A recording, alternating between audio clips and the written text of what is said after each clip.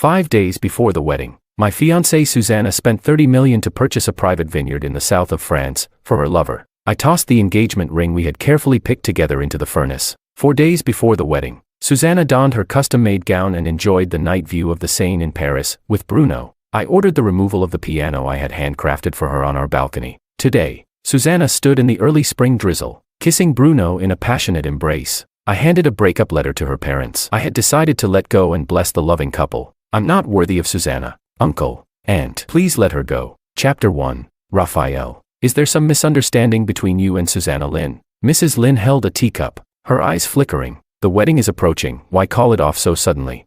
Mrs. Lynn couldn't quite suppress the smile at the corners of her mouth, though she feigned concern on the surface. I knew very well, if it hadn't been for their desperation to gain support from my family back then, they would never have agreed to the engagement between Susanna and me. To them, their precious daughter deserved someone far more dazzling than a mere architect who worked behind the scenes. Now, with Bruno, the celebrated international photography master, suddenly stepping into the picture, it was everything they could have hoped for. It's not a misunderstanding, just a clash in values. A simple excuse. Mrs. Lynn gladly accepted the proposal to call off the engagement. She smiled broadly as she walked me to the door. When I returned to the apartment, the room was empty, devoid of any trace of life. It wasn't until deep into the night that I heard the lock turn and Susanna finally came home. She had just ended her so-called design research trip, in reality, a romantic getaway with Bruno. And she came back with gifts. A wedding gift I prepared in advance. Do you like it?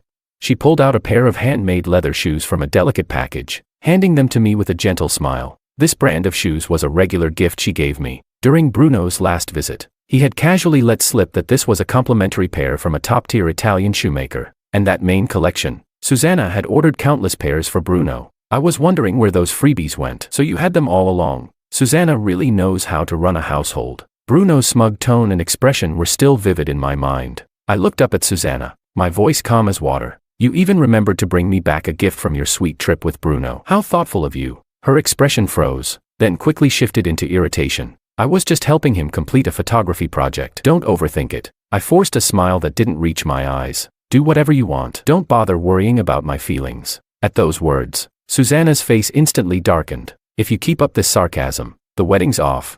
Threatening me with the wedding. No surprise there. After all, this wedding had always been something I fought for alone. For 6 years. Marrying her had been my obsession, but she had never looked forward to it, not truly. If that's the case, perhaps it's time we both stop pretending. I was about to bring up the breakup, but she turned around and went straight into the bedroom, leaving only the slam of the door echoing in the air. Chasing after her again, apologizing shamelessly like before. No, I was tired of playing that role. I turned and headed to the guest room, lying down alone. Ever since Bruno entered her life 2.5 years ago, we had lived in separate rooms, and ever since then, she had stopped seeing me. I, too, had gradually gotten used to feeling invisible. The next morning, Susanna did something rare. She cooked. Try this truffle oatmeal porridge. I got up at 5 to make it. She looked at me with anticipation. I took the bowl and had a bite. It's good. Her face lit up. She quickly packed the rest into a thermal bag. Even you think it's good, and you're so picky. Bruno will definitely love it. Before I could respond, she had already grabbed her bag and rushed out the door. I stood there in silence, staring at the empty living room, feeling, for once, strangely at peace. Chapter 2. An hour later, I walked into the HR department and submitted my resignation. The HR manager, unaware of my relationship with Susanna, processed the paperwork without delay. During the 6 years I was with Susanna, no one at the Design Institute ever knew we were together. She insisted on keeping our relationship private, citing the need to avoid industry gossip.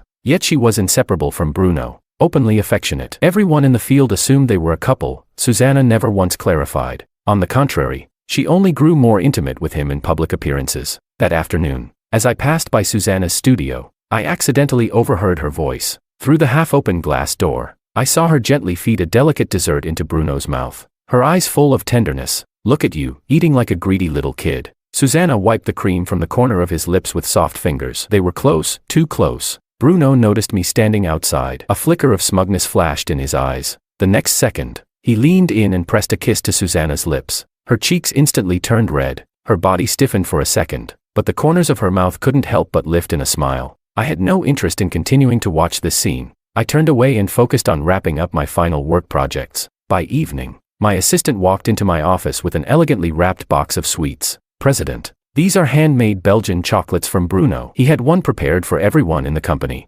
After setting the box down, my gossip-loving assistant didn't leave right away. I heard Miss Lynn flew to Belgium especially to get them for Bruno's birthday last week. She left at 4 a.m. to make it happen. Bruno's really lucky to have such a talented and loving woman doting on him. Suddenly, I remembered, Bruno's birthday had been on the 20th. Last week. That was the day I had just returned from an overseas inspection and had to be hospitalized due to a persistent high fever. I had called Susanna, only to be met with her impatient reply. I'm working on a design draft. If it's not urgent, let's talk tomorrow. Don't interrupt me. Another carefully constructed lie. The assistant kept rambling. President, I really think this wasn't just an ordinary gift. It feels like a prelude to something big. I bet Miss Lynn and Bruno are about to make it official. I forced a faint smile. It's only natural for lovers to end up together. At dusk, I saw Susanna and Bruno leave the creative park together. I asked no questions. I returned to the apartment alone, had a simple meal, and packed my luggage. After washing up, I habitually opened social media. Bruno had just posted a new update, enjoying a vintage camera exhibit with my muse.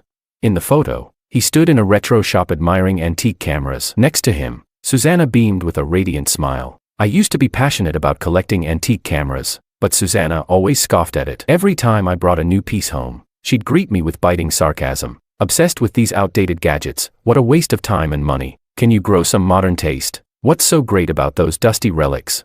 Eventually, she even accidentally broke my treasured Leica M3. It was beyond repair. Now, with Bruno, she'd suddenly developed a deep fascination for antique cameras. A trace of bitterness rose in my chest. I turned off my screen and closed my eyes, not wanting to dwell on it any longer. Chapter 3. In the middle of the night, a sudden chill woke me. When I opened my eyes, Susanna was standing by the bed, expressionless, lifting my blanket. Outside the window, the city lights flickered faintly. The clock read 2:15 a.m. Bruno's in the living room. He's staying over tonight. Go sleep in the study. Her tone allowed no room for argument, like she was ordering a servant. Why should I give up my own room? Faced with my rare resistance, Susanna's brows furrowed, her tone turning colder. Bruno just got back from Northern Europe. He hasn't adjusted to the time difference and isn't feeling well. What's wrong with letting him stay the night? Can't you show a little compassion? I looked her in the eye. There are plenty of hotels, or he could share a room with you. The moment the words left my mouth, her face darkened. What are you implying? Bruno and I are strictly professional. It's not the sordid relationship you think it is. You always do this, take something trivial and blow it out of proportion. Can't you grow up? I wanted to argue back, but the moment our eyes met, I couldn't say a word. The eyes that once brimmed with affection now held only irritation and fury. I suddenly understood, love is in the eyes of those who choose you, and in hers, there was now only Bruno. Why keep humiliating myself? I'm tired. For simple words carried the weight of 6 years of emotional exhaustion. A soft knock came from the door. Bruno stepped in, looking apologetic. Susanna, forget it. The directors probably had a long day. I'll just sleep on the couch. Susanna scoffed, shot me a glance, then pulled Bruno away. As the door closed, I heard her softly reassuring him. Don't mind him, Bruno. He's always like that, petty and oversensitive. Just sleep in my room tonight. Sleep was no longer possible. I lay in bed, tossing and turning. From the room next door, I could hear their murmured conversations and occasional laughter. A while later, my phone vibrated. It was a voice message from Bruno. In the recording, Susanna was telling him a bedtime story in a syrupy, gentle voice, so soft it felt like it belonged to someone else. But I felt oddly calm, as if none of it had anything to do with me anymore. About half an hour later, the bedroom door opened again. Susanna slipped into bed quietly and wrapped her arms around me from behind. Bruno's asleep. Her voice was soft as silk. Her fingers gently held my hand. Raphael, so much has happened lately. Once things settle down, I'll explain everything properly. Let's stop sleeping in separate rooms. Okay. I had brought up the separate room issue countless times before. She always brushed it off with vague excuses. We'll see. I echoed her usual dismissive phrase. I could feel her body instantly tense. After a long silence, her hands began to move, trying to stir some physical response in me. As I felt her warmth, memories surged like a flood. So many times, she had trampled on my dignity for Bruno, disregarded my existence, and ignored my feelings. Why should I keep enduring this? Why did my 6 years of devotion mean less than Bruno's 2 years of flirtation and fantasy? Everything I had suppressed erupted in that moment. I suddenly rolled over and kissed her fiercely, almost violently. The force of it pushed her clothes aside, revealing a fresh love bite below her collarbone, bright red like blood. At the same time, a strong unfamiliar cologne clung to my nose, Bruno's signature scent. My stomach turned. I shoved her away, Ignoring her shocked cries and desperate grasp, I grabbed a blanket and stormed out of the room. Bruno, you win. You've won it all. Chapter 4. I spent the night on the living room couch. When I woke up, the apartment was empty. Susanna had left at some point without a word. I checked my phone's calendar. Today was the day I had planned to leave. Before I left, I wanted a clean break, no more ambiguity, no loose ends. I made a reservation at that Japanese restaurant, the very place where I first met her 6 years ago. After we got together, we used to celebrate our anniversary there every year, until Bruno showed up and shattered the tradition. At dusk, Susanna came home. I was just about to bring up the dinner reservation when a loud slap interrupted my thoughts. Raphael, how could you be so despicable?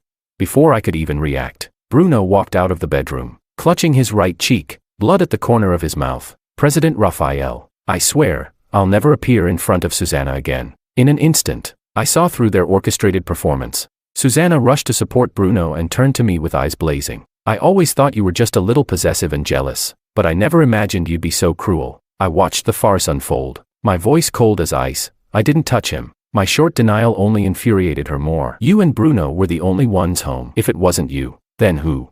I know exactly what kind of person you are. Every word from her mouth was a dagger, cutting into my heart. After 6 years together, we were supposed to understand each other better than anyone else. Yet now, she condemned me outright based solely on Bruno's side of the story. Bruno let out a pained groan, drawing Susanna's attention instantly. You think staying silent will fix this? Apologize to Bruno, now. Otherwise, I'll cancel the wedding next week. I stared into her cold eyes and replied calmly. Then cancel it. A flicker of shock crossed her face, quickly replaced by disdain. You think I won't? The invitations are already sent. My parents are counting the days to having a grandchild. You really think I won't go through with it? Watch closely. She pulled out her phone, dialed a number, and pressed the speaker button for effect. Mom, I've decided to call off the wedding with Raphael. Please inform the rest of the family. When she hung up, she looked at me smugly, as if victory was already hers. Raphael, I'll give you one last chance. Apologize to Bruno, and I'll take it back. Her mother's voice cut her off on the other end. Susanna, the wedding was already cancelled. Didn't you know? Raphael came by 2 days ago to explain everything. Chapter 5. Susanna froze on the spot, her eyes locked on mine as if trying to confirm whether she'd misheard. You've already called off the engagement. I nodded slightly, my gaze calm. Raphael, how dare you do something like this behind my back? Explain yourself. But arguing would only bring more pointless pain. I picked up my suitcase, already packed and ready, and turned to leave. Behind me, Susanna's furious shouting echoed through the apartment. Stop, where are you going? Get back here. She took a few steps to chase after me, but just then, Bruno let out another groan from the bedroom. Her steps faltered. After a moment's hesitation, she turned around to care for Bruno instead. I drove back to my family estate and told my parents I had ended the engagement. They weren't surprised. Immediately, they arranged a more suitable match for me. My family holds deep roots in the architecture world. I had chosen independence only to support Susanna's career. Now, marriage registration and wedding plans moved forward in an orderly fashion. In high society marriages, it's all about status and compatibility. Efficiency is key. Emotions are secondary. In just a month and a half, the memories of 6 years began to fade. The woman who once occupied my heart became a distant shadow. On the first weekend after the wedding, I was enjoying a quiet morning at our new home. Suddenly, the doorbell rang urgently, shattering the peace. Just a second, coming. When I opened the door, I froze. Standing there was Susanna. She looked haggard, her eyes red-rimmed, the scent of alcohol clinging to her. The moment our eyes met, hers welled with tears. Why have you been hiding from me? Do you know how long I've been looking for you? Her voice trembled, but couldn't hide the anger behind it. I wasn't hiding. Somehow, my calm response struck her like a spark to gasoline. Susanna suddenly grabbed my collar and yanked me close. You disappeared just to force me into agreeing to marry you, didn't you? Fine, I'll marry you. But you have to apologize to Bruno first, and after we're married, you're not allowed to interfere with my work with him. I gently removed her hands from my shirt. You're mistaken, and I can't marry you anymore. She froze, confusion flashing in her eyes. Why not? I pulled a marriage certificate from my pocket and held it out to her. Because bigamy is illegal. Susanna stared at the document, her expression shifting from shock to disbelief. Then, she lost control. No, that's impossible. This has to be fake. It's fake, isn't it? Watching her break down, I felt nothing but exhaustion. The tenderness I once held for her had long since vanished. At that moment, the bedroom door opened, and my new wife, Tiffany, came out in her loungewear. What's going on? Who's at the door? It's so noisy this early in the morning. I turned to explain. But Susanna suddenly stormed into the house. She grabbed Tiffany's hair violently, her face twisted in rage. "You slut. You seduced my fiancé. Get away from him. He's mine. He promised to marry me. What right do you have to come between us?" I rushed forward and grabbed Susanna's wrist tightly. "Are you insane? Let go." While she was slightly off balance, I shoved her hard. She stumbled and fell to the floor. Chapter 6. Susanna sat on the floor in shock, staring at me in disbelief. "Raphael, did you just push me for this woman?"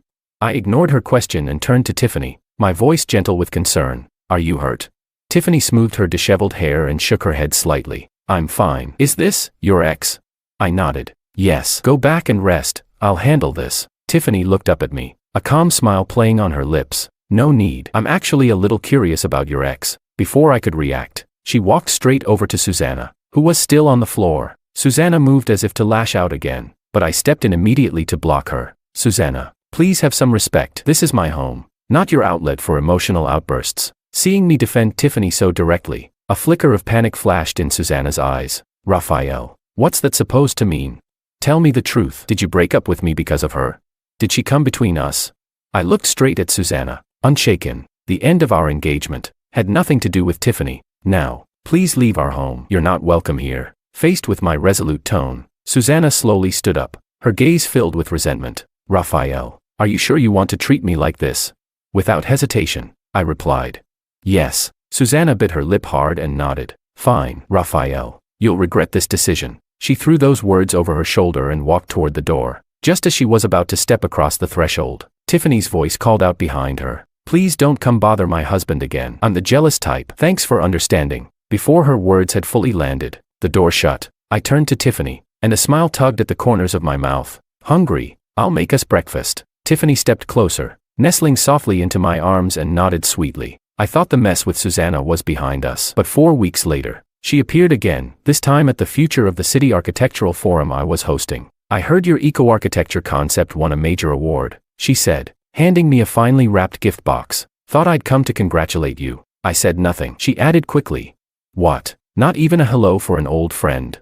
Just as I hesitated, Tiffany gracefully emerged from the crowd and naturally slipped her arm through mine. "We're glad you came to support my husband's vision for sustainable architecture," she said warmly, her smile perfect. The word husband hit Susanna like a hammer. Her face paled instantly, forcing a composed expression. She shoved the gift into my hands and hurried into the venue. I was about to leave when I caught sight of a familiar and unwelcome figure, Bruno, walking toward us. He glanced at me with that same smug expression I'd seen too many times before. "Designer Raphael, long time no see." He nodded slightly. Then his tone turned sharp. 6 years, just like smoke and wind. Susanna's heart, it was always mine to begin with. My advice, bow out now before things get uglier. Why humiliate yourself any further? Don't even realize you're the one wearing the clown hat.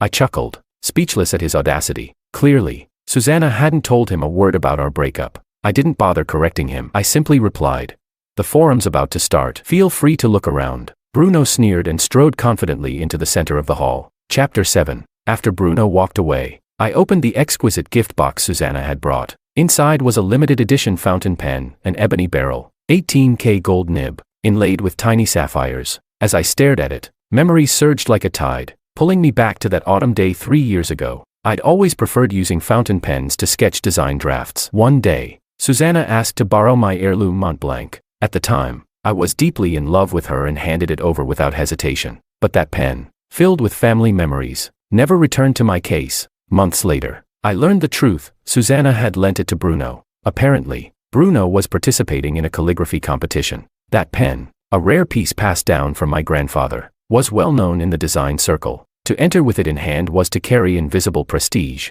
Unfortunately, after the competition, the pen vanished. That night, Susanna came back to the apartment soaked in rain. I was distressed and dried her hair, made her hot tea. She hugged me, tearful, and apologized, saying the pen had been lost. It had been a gift from my grandfather on his deathbed, a symbol I'd cherished, but in that moment, I cared more for the woman in my arms than any object, so I chose to forgive. That night, she promised to find me a replacement, but over the years, she showered Bruno with countless luxuries, yet somehow always forgot that promise. From beginning to end, I had been nothing more than a pitiful supporting role. Once, a gift like this would have thrilled me. Now, it stirred nothing. Besides, as a wedding gift, Tiffany had already given me the same pen, only in an even rarer platinum version. I closed the box and walked through the crowd in search of Susanna. I found her talking with Bruno in a quiet corner of the exhibition hall. When she saw me approaching, she instinctively paused her conversation and gave a flattering smile. "Raphael, you came over. How's the exhibition going?" I handed the box back to her. "Thank you for the thought, but I can't accept this gift." Susanna's smile faltered. I pulled a fountain pen from my suit pocket, almost identical to the one she gave me, except for a platinum band near the grip. Her expression froze. After a moment, she asked stiffly, Who gave you that?" Just as I was about to reply, Tiffany stepped gracefully to my side. "It was my wedding gift to him," she said with a serene smile. "Custom made." Hearing this, Bruno's reaction was far more dramatic than Susanna's. "Wedding?" His voice rose an octave. "Raphael, you're getting married?" I shook my head slightly. Seeing that, he looked relieved, until I added, "Not getting married, already married. Allow me to introduce," I said, turning to Tiffany.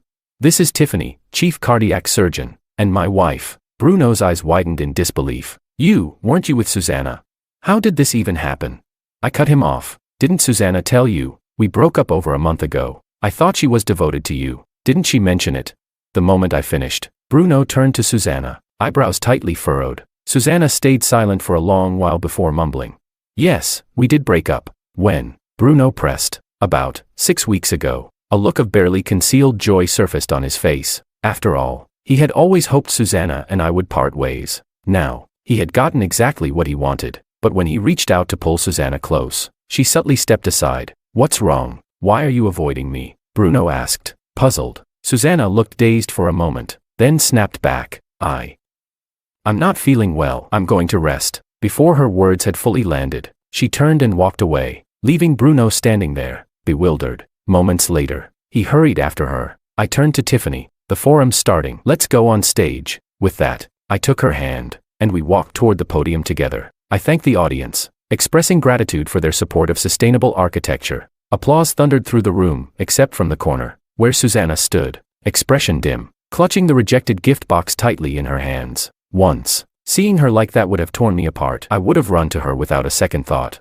But now, my heart was still. All I wanted was to treasure the woman beside me, and build a life worth keeping. Chapter 8. After the architecture forum ended, Susanna stopped me in the parking lot. Under the streetlights, her shadow stretched long in the darkness, her eyes shimmering with tears. "Raphael," she said, "can you just tell me, is all of this your way of getting revenge? I just can't believe you could end 6 years of love so easily. If this is punishment, then say so. I'll do anything to make it right. Just don't treat me like this, please. Every day since you left, I've been unable to sleep. The longing is like a tide that keeps drowning me." As she spoke, she tried to take my hand, tears running down her cheeks. Even now, she still believed this was all some twisted game. Just like always, she was self-centered, focused only on her own feelings, never truly considering mine. What a pity. Even after all this time apart, her nature hadn't changed. I took a deep breath and said, calm but firm, "Susanna, I've already made myself clear. Our relationship is over." This wasn't some impulsive decision, it was something I thought through carefully. I have a family now. Please respect that. Your refusal to let go only causes discomfort for my wife. And besides, Bruno loves you deeply. Maybe the two of you are actually better suited. The moment I mentioned Bruno, Susanna shook her head violently, flinging off a trail of tears. "That's not true. I don't feel that way about Bruno. I've completely forgotten him. The only person I've ever had in my heart is you, always you." Once, I might have believed she meant it. If she had truly felt that way back then, we wouldn't have ended up here. But now, it was far too late. Just as I was about to respond, I saw Tiffany in the distance, walking toward me, with my parents behind her. My father's face darkened the moment he saw me alone with Susanna. "Raphael, didn't we agree you'd cherish Tiffany? Why are you still tangled up with this woman?" I rushed to explain. "It's not what you think. I was just out picking a gift for Tiffany. Today's forum was only a success because of her support behind the scenes." As I spoke, I took a small velvet box from my pocket and opened it. Inside was a platinum bracelet set with diamonds. I gently took Tiffany's hand and helped her put it on. Tiffany looked at the bracelet and smiled softly at my parents. "Mom, Dad, don't worry. Raphael treats me very well." Hearing their daughter-in-law's words, my parents finally relaxed and turned to leave. But Susanna suddenly lost all composure. She clutched my arm, her voice bordering on desperation. "Raphael, please, tell me what I have to do to earn your forgiveness." At that moment, I had no desire to explain anything further. No matter how clearly I spoke, she refused to accept reality. That was always her way, clinging to her goals, never backing down. But I was tired of the endless drama. I took Tiffany's hand and, in front of Susanna, kissed her lips gently. Please don't disturb our life again. Leaving those words behind, I turned with Tiffany and walked away. From the rearview mirror, I saw Susanna standing motionless in place, tears silently falling, but she didn't move. That night, a trending topic caught my attention on social media. #designer Susanna engaged to photographer Bruno. I clicked the headline and saw photos of Susanna and Bruno holding an engagement ceremony at an upscale hotel. I sent Susanna a short message, wishing you both happiness. She never replied. I turned off my phone, ready for bed, just as Tiffany curled into my arms. Darling, the forum was a complete success. Congratulations. Looking at Tiffany's elegant and gentle face, a wave of warmth spread through my chest. I said nothing more, turned off the lights, and held her close, kissing her deeply. Chapter 9. The following evening, as I was leaving the studio, I noticed the public art plaza across the street was covered in hundreds, perhaps thousands, of white lilies. Clearly, it was a meticulously staged marriage proposal. I was about to take a detour when a colleague enthusiastically tugged my arm. Come take a look. I heard it's going to be a grand proposal, might bring us some good luck. With no particular interest, I followed them into the sea of flowers. The couple hadn't appeared yet, but dozens of media outlets were already gathered on site. This setup's intense, I said casually. Who invited all the reporters? One of them answered. The proposer arranged it. They want the whole thing live streamed, so the world can witness the romance. That piqued my curiosity. But just 10 minutes later, when Susanna walked out from the center of the floral display in a white gown, that curiosity vanished in an instant. Without hesitation, I turned to leave. Raphael, she called out loudly. Please wait, I have something to say. Suddenly, every head turned in my direction. Cameras flashed nonstop. Clearly, all of this had been part of her plan. She chose the plaza directly across from my workplace. The timing? Exactly when I got off work. Every detail, calculated. And me, I had become nothing more than a background character in her script. At that point, leaving was no longer an option. The crowd had surrounded me. All I could do was stand there, expressionless, and let her finish her performance. Seeing that I hadn't walked away, Susanna approached with a smile. Over the past 2 years, you proposed to me 7 times, she said, and I turned you down every time. That was my mistake. I didn't treasure your love. Today, I created this scene to make up for it. Raphael, will you give me another chance? I don't want to lose you. I couldn't help but let out a cold laugh. Her obsession had gone far beyond what was reasonable. Susanna, I've told you countless times already, I'm married. Please stop interfering in my life. My heart belongs to Tiffany. I love her. And besides, aren't you already engaged to Bruno? Please focus on your own relationship. Stop dragging me into this. I'm not interested in your drama. We broke up. Let's keep our distance. It's better for both of us. Tears welled in her eyes as she replied.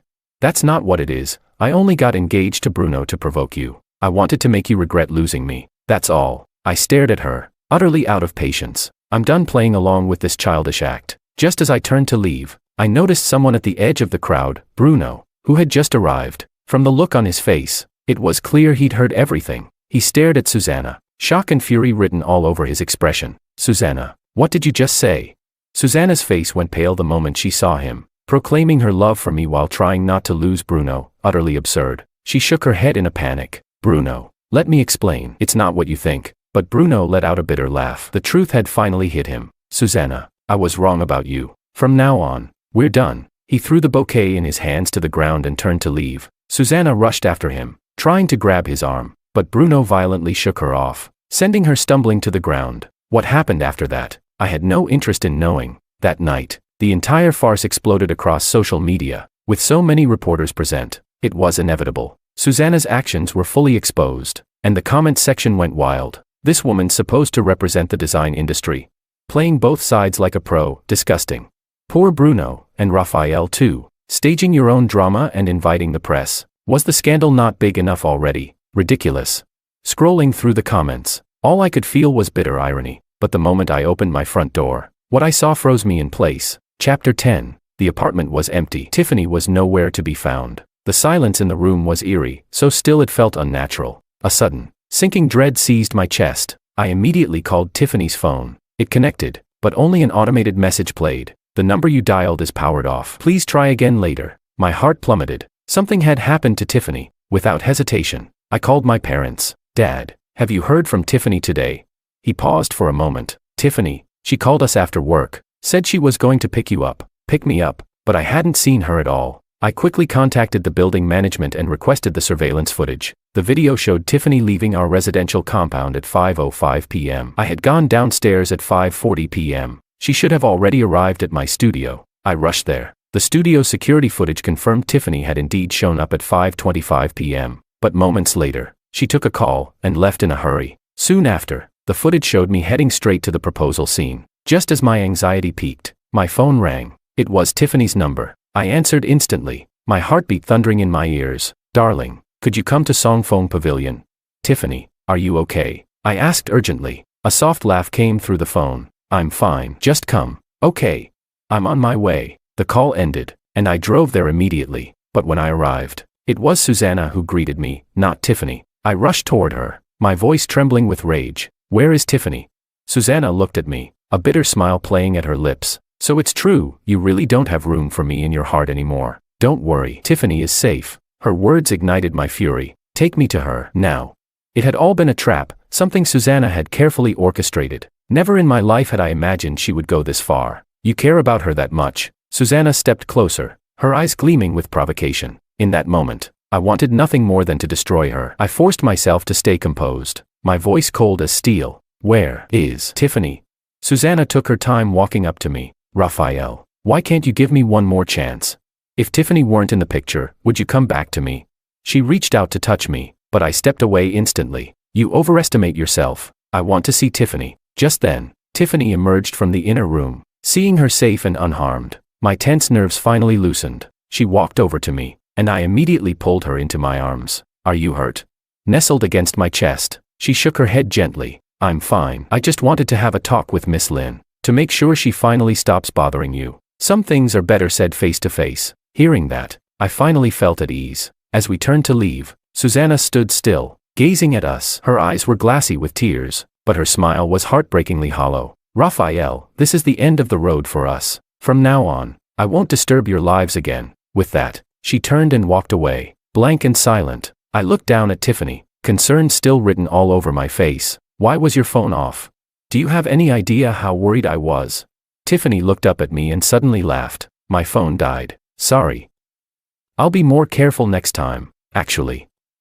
I was planning to surprise you." Chapter 11. When I heard the word surprise, something stirred in my chest, and my heartbeat inexplicably quickened. Before I could ask, Tiffany suddenly stood on her toes and gently kissed my lips. "Come with me," she whispered. We arrived at our destination, and Tiffany took my hand, leading me straight to the third floor of a hospital. The moment I saw the words obstetrics gynecology on the wall, it felt like the blood in my body stopped flowing for a second. After the blood test was done, Tiffany leaned against me in the waiting area. "I saw what happened at the plaza," she said softly. Her words made my whole body freeze. You saw everything?" I asked, stumbling over my words. Tiffany nodded, intertwining her fingers with mine. "Yes." Susanna deliberately arranged for someone to show me the live stream. She wanted to prove that you still had feelings for her. Hearing that, a smile tugged at the corner of my lips. She really overestimated herself. "Tiffany, please believe me, there's only you in my heart now. You're my wife. I love only you." Tiffany smiled warmly. "Of course I believe you.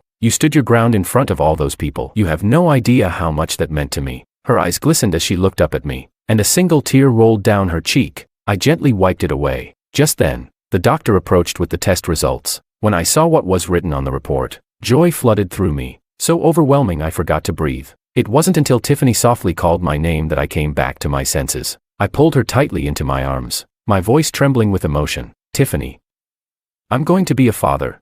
She nodded vigorously in my embrace. "Yes, you're going to be a dad." On our way home, we couldn't wait to share the news with both our families. From the moment I found out Tiffany was pregnant, I began preparing everything for the baby. Throughout the entire pregnancy, I cared for her meticulously, afraid even the slightest discomfort would affect the child. On the day of delivery, everything went smoothly. We welcomed a baby girl. Her delicate features were a perfect match for Tiffany's childhood photos. Holding my newborn daughter, with the woman I love by my side, I felt truly blessed and fulfilled. This hard-earned happiness, I would treasure it with everything I had. Susanna, side story. After that argument with Raphael, he didn't contact me for 3 weeks. At first, I was angry too, and clung to Bruno on purpose. But as time passed, I realized I still couldn't let Raphael go. Every day, I waited for him to apologize like he used to, but this time, he never did. Panicked, I tracked down his new address. What shocked me wasn't a remorseful Raphael, but a marriage certificate with another woman. I couldn't accept it. He used to love me so much. It had to be revenge. He was doing this just to hurt me. He even protected that woman, right in front of me. When I left, I hurled out threats, certain he would eventually regret it. But the days went by, and I still heard nothing from him. In desperation, I showed up at his architecture forum. I picked out the exact kind of fountain pen he loved and brought it as a gift. But it was too late. He no longer needed anything from me. Still, I wasn't willing to give up. I couldn't believe that 2 years of love could vanish just like that. He had promised to marry me, to love me for life. If he'd just come back to me, I'd cut things off with Bruno instantly. At his birthday event, I asked over and over if there was still room for me in his heart. I let go of all my pride, begging for forgiveness. But his reply was cold and final. He said he loved Tiffany and only her. I didn't believe it. They'd only just gotten married. How could she compare to 2 years of history? So I announced my engagement to Bruno, staged that proposal right outside Raphael's office. I thought if I went that far, he would finally soften. I even contacted Tiffany, made sure she saw me proposing to her husband, told her Raphael still loved me. But I was completely wrong. It had all been my wishful thinking. Raphael rejected me on the spot, without the slightest hesitation. Afterward, I met Tiffany at Songfeng Pavilion. Her eyes sparkled with calm confidence. So, she asked me, "What is it you want to tell me?" Her composure nearly broke me. Why? Why did Raphael choose you? We were together for 6 years. How did you steal his heart in just 1 month?